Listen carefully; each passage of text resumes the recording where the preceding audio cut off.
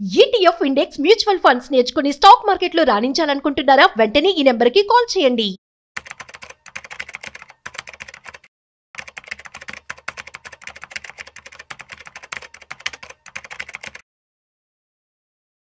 నమస్తే, welcome to Vishnu talks. నేను విష్ణు. ప్రస్తుతంతో పాటు senior stock market analyst Sundara Rao Reddy గారు ఉన్నారు. సార్తో మాట్లాడదాం. సార్ నమస్తే. సార్ నమస్తే సార్.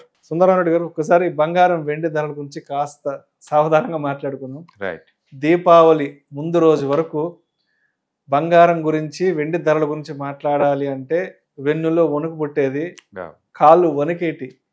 బట్ ఏమైందో దీపావళి అయిపోయిన మరుసటి రోజు నుంచి బంగారం వెండి ధరల గురించి మాట్లాడే నాదుడే లేడు. ఎందుకంటే ఆల్మోస్ట్ 24 క్యారెట్స్ 10 గ్రామ్స్ దీపావళి నాటికి 1,35,000 వరకు వెళ్ళిపోయింది. ఇవాళ 1,24,000, ఆల్మోస్ట్ ఒక 10% వరకు డ్రాప్ అయింది. వెండి విషయానికి వస్తే దీపావళి రోజు నాటికి 2 లక్షల వరకు టచ్ అయిపోయింది. ఏది గోల్డ్ బార్స్ ఉన్నాయి కదా, ఒక్కొక్కరు రిటైల్ మార్కెట్ లో 2 లక్షలు పెట్టి కొన్నారు. ఇవాళ 1,50,000 వచ్చేస్తుంది. అంటే ఒక 15% పైనే డౌన్ అయింది. అసలు దీపావళి ముందు ఏం జరిగితే అంతలా పెరిగాయి, దీపావళి తెల్లవారుజాము నుంచి ఏం జరగడం వల్ల ఇంతలా తగ్గాయి, రీజన్స్ ఏంటి అసలు? బేసికల్ గా గోల్డ్ అనేది ఇంత ముందు రోజుల్లో ఒక హెడ్జింగ్ లాగా వాడతారు, ఒక అసెట్ డైవర్సిఫికేషన్ కోసం వాడతారు. బట్ గోల్డ్ ఎప్పుడైతే మంత్లీ 10% 15% చొప్పున పెరగడం స్టార్ట్ అయిందో అంటే స్పెక్యులేటర్స్ ఎంటర్ అయ్యారు. అంటే స్పెక్యులేటర్స్ ఎంటర్ అయ్యేసరికి ఏమవుతుందంటే రోజుకి 2 to 5% పెరిగింది. ఇంకా అంటే ట్రెడిషనల్ గా లో బీటా ఉండే గోల్డ్ కత్త కూడా హై బీటా అసెట్ గా మారిపోయింది. ఊహించి గోల్డ్ సింగిల్ డే 4-5% పెరిగిన రోజులు ఉంది గత 10 days బ్యాక్. అంటే ఆ రేంజ్ లో స్పెక్యులేషన్ బీనింది అనమాట. ఎప్పుడైతే స్పెక్యులేషన్ బీనిందో వాళ్ళు ప్రాఫిట్ బుకింగ్ చేసుకున్నా సరే అదే వేలో పడతా ఉంటది. బిఫోర్ దివాళీకి ముందు అంటే వరల్డ్ వైడ్ గా అన్సర్టనిటీ కండిషన్ ఎక్కువ ఉండేది. ఎగ్జాంపుల్ గిజా వారు ఆగిద్దని ఎప్పుడు అనుకున్నావా? గాజా అది వారు కంప్లీట్ గా ఆగిపోయింది. అండ్ ఈవెన్ రష్యన్ దాంతో కూడా ఫోన్ లో మాట్లాడుతూ ఉన్నాడు మనోడు. ఓకే. అండ్ వరల్డ్ వైడ్ గా అన్సర్టనిటీ ఇంత ముందుతో పోల్చుకుంటే ఎంతకంత తగ్గింది.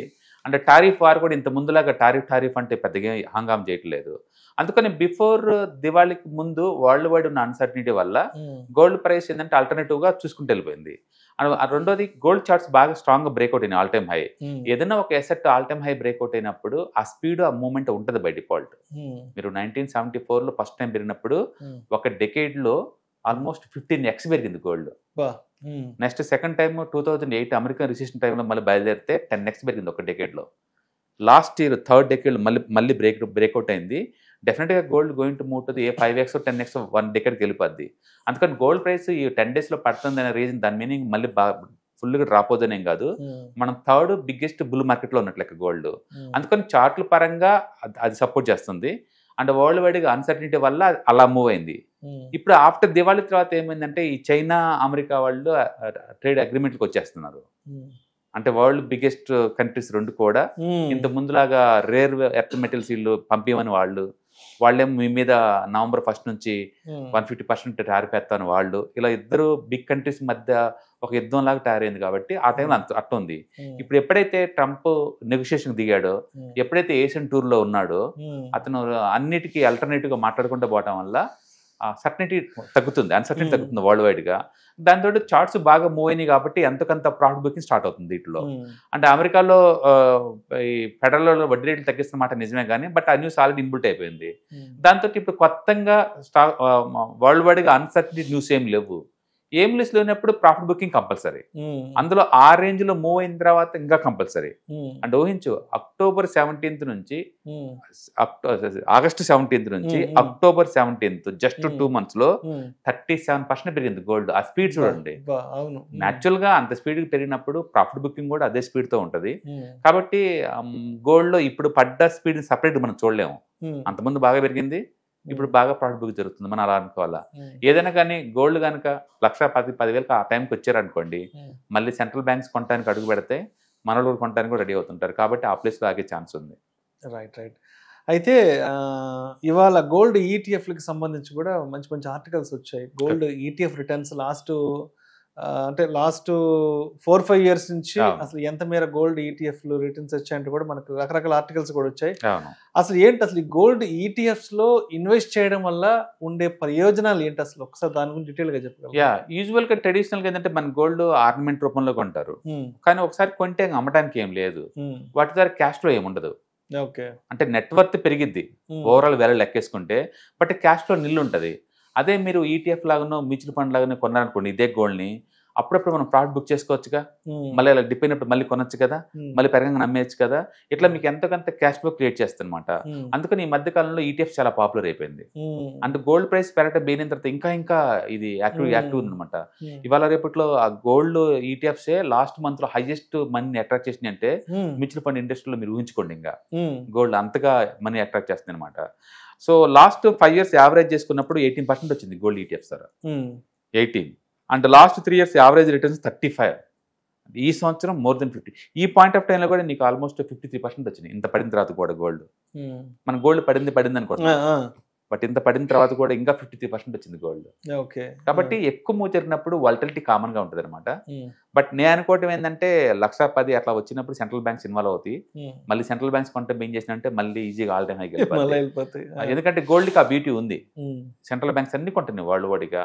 అంటే ప్రతి ఒక్కళ్ళు ఏంటంటే యుఎస్ ట్రెజరీస్ మొత్తం తగ్గించుకుంటూ పోయి ఆల్టర్నేటివ్ ఇటు మూవ్ అవుతున్నాయి అనమాట. సెంట్రల్ బ్యాంక్స్ అట్లా మూవ్ అవుతున్నప్పుడు న్యాచురల్గానే డిమాండ్ వస్తుంది గోల్డ్. గోల్డ్లో ఉన్న బ్యూటీ ఏంటంటే లిమిటెడ్ సప్లై. మీరు కొనాలంటే రీసైక్లింగ్ గోల్డ్ కొనుక్కోవడం తప్ప మైన్ నుంచి పెద్ద రాట్లా, అందుకని న్యాచురల్ దాని డిమాండ్ ఉంటుంది. కాబట్టి స్టాక్స్ లాగా 30-40 పడిద్దని నేను నమ్మను. బట్ అంత మూవ్ జరిగిన తర్వాత 10-15% ప్రాఫిట్ బుకింగ్ అనేది నార్మల్ థింగ్.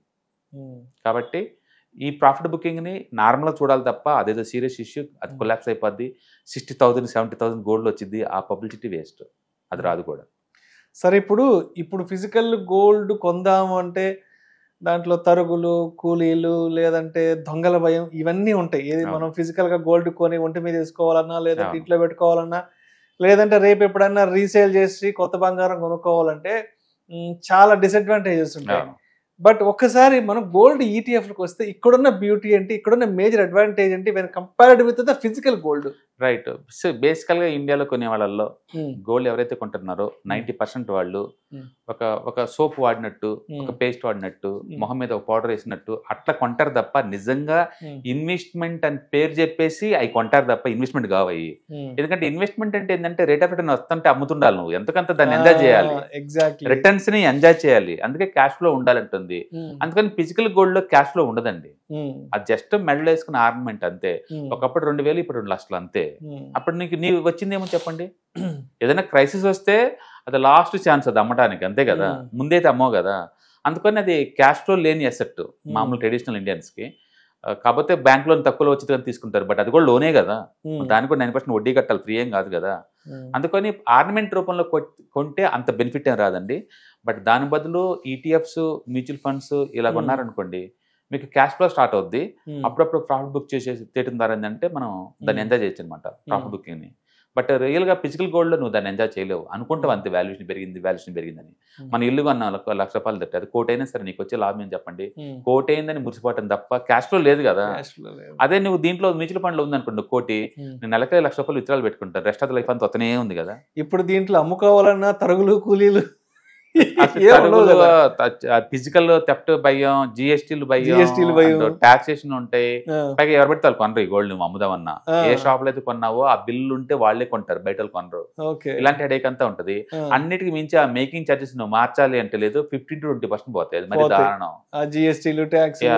అందుకని నగలు మార్చే అలవాటు వర్స్ట్ హ్యాబిట్, అది ఫ్రీక్వెన్సీ మార్చేవాళ్ళు, పోయేది ఎక్కువ ఉండదు, వచ్చేదే ఉండదు. అందుకని మెజారిటీ ఇండియన్స్ కి లేదు. గోల్డ్ అనేది ఒక కాస్మెటిక్స్ లాగా తప్ప అది ఎసెట్ అని పెద్ద పేరు పెట్టి అంత ఉండదు ఆడ.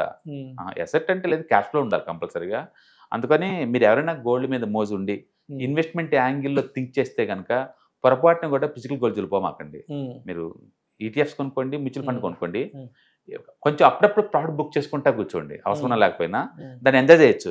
పెట్టినందుకు నాకు ఇన్సెంట్ ఎంత వచ్చిందని ఎంజాయ్ చేయొచ్చు.